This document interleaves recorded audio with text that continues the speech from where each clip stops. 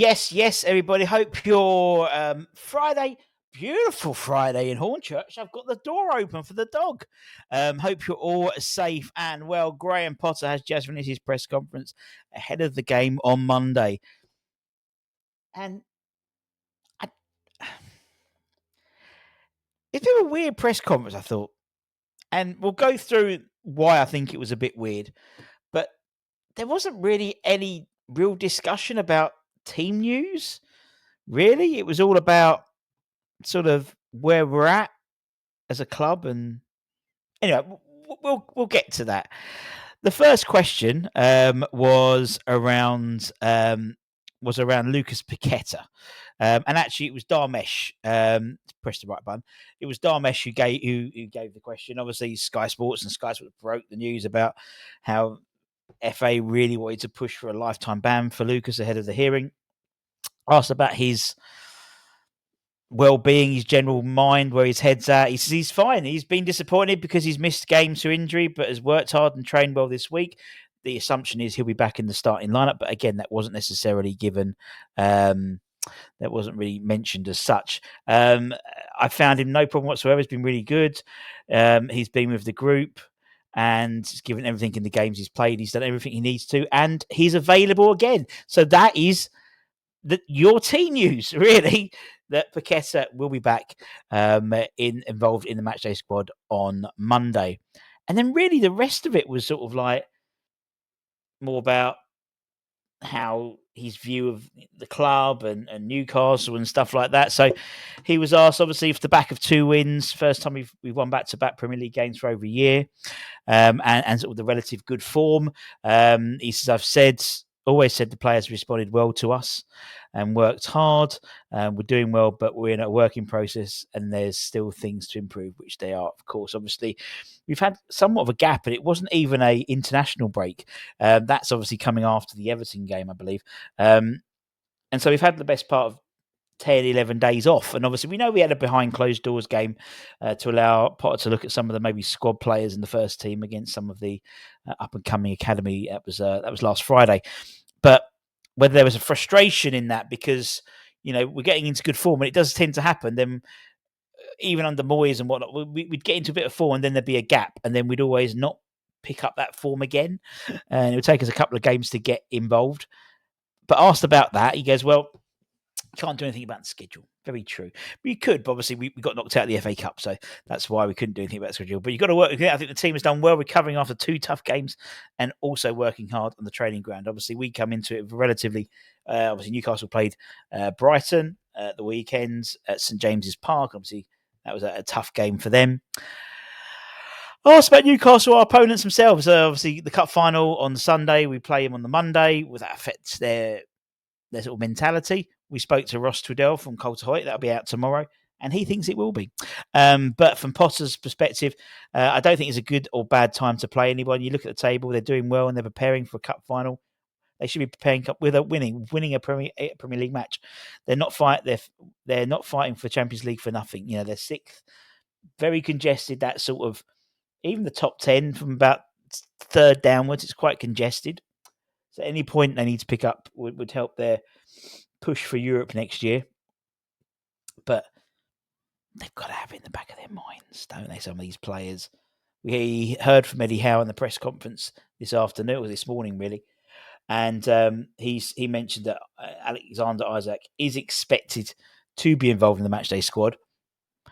Whether that means a start, whether that means on the bench, just keep him there just in case, I don't know. As we spoke to Ross, and Ross said, just wrap him up in cotton wool. Wrap him up in cotton wool to a Sunday. I'm not bothered. It's a cup final. It's 60, 70 years since you've won anything. It's an opportunity to win something. You don't get a trophy for finishing 6th, obviously, unless you win the Europa League or whatever. But I totally understood what he was saying there. And in terms of Eddie Howe as a person, I'm good friends with one of his staff, but I only know him from playing against him and being managers. But I have huge respect for what he's done. And I think the job he's done at Newcastle speaks for itself. And he was actually asked, obviously, once Eddie left Bournemouth, he had a prolonged period out of the game. And Potter had the same. And someone said, did he see what Eddie was doing? And did he think, actually, I need a break after the Chelsea sort of debacle? And he said, I was aware of what Eddie's done, and I think it's typical in football some ways. I think when Eddie left Bournemouth, he maybe recognised he needed a break. Then you have to go to work again. And I think that's what he's done at Newcastle is brilliant. People might change their minds of people, but Eddie is someone to look up to for a variety of reasons. And then I don't know who the third journo was, but they asked about, the fact is going into a job mid-season, are you starting to feel that the wheels are starting to turn a little bit? Obviously, back-to-back wins may suggest that. And he was quite candid. He goes, when you start a job, there are a lot of surprises, but these have been positive. It's a really big club, massive fan base, and there's a feel of a family, which is unique for a club this size. I've enjoyed that. The other thing is that maybe it's not ideal timing, but I've been really impressed with how everyone's responded and adjusted, and the players have been really professional. They've worked hard when you don't have that preparatory time, because obviously he came in and it was almost like his first day was a FA Cup match against Aston Villa, wasn't it? Which was unfortunately, obviously, we got knocked out. And then he had sort of bang, bang, bang, 3 games in quite quick succession. But he's saying he's feeling settled now. And I've got to keep going. I'm far from comfortable. So when he says he feels settled, it doesn't mean like he's got his feet under the table. He's settled in terms of the momentum of the job, understand the club more and more, and understand the ambition, which is exciting. We just want to keep improving. And indeed, one of the questions we mentioned in our Hammers Hot Takes last night, one of the hot takes was, is Potter the man who's going to take us back into Europe? And the panel were very complimentary of that. And me too. I think, I was listening to Anton Ferdinand on TalkSport with Scott Minto and Troy Deeney and Alex Crook, and you got a sense there is and I think Alex Crook mentioned it. He's like, no, it was Mintz. Mintz went, you've got, he's brought back James Ward-Prowse, he's brought in Evan Ferguson. Obviously, he's not fit yet, but he's getting there. James Ward-Prowse seems to be ticking like he's never left.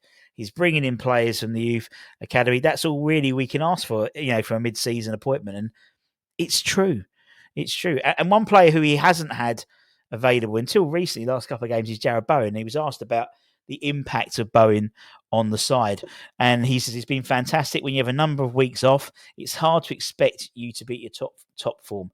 He's been great, but there's still room for him to prove. And that's exciting. It's a credit to him and how he's worked in rehab and as to how good he's been since he's come back. And yeah, we've been delighted with him. So we think there's a lot more to come with Jarrod. And that's it. That was literally the press conference. I think the only thing to take away in terms of team news is Paqueta will be available for the game on Monday. But that's it. In reality, you're looking at in terms of who the only sort of injured people are, obviously Fulkrug, Somerville. We're led to believe some of Fulkrug was in training as well. Whether that might be a game too soon for him or not, I don't know. But he would obviously be on the bench. Evan Ferguson's had another 10 days to improve his fitness. And Somerville is doing gym work, but it looks like Paqueta, for sure, will be in the squad, in the matchday squad for Monday. So we'll have the starting 11 show on Monday to go through that. And yeah, we have Hammers Headlines a bit later on as well. And then this weekend, we've got the interview with Ross Twiddell from Cultaholic, talking about Newcastle game. Next episode of the Howe series. Why do West Ham play in claret and blue? And also a big happy birthday to a friend of the channel, Jack. Jack makes his birthday today. I think he's still in Canada, so he might just be waking up and watching this. So happy birthday, Jack. Much love. Take care. Stay safe. Stay warm. Stay humble. Keep the faith. Come in your irons. Irons!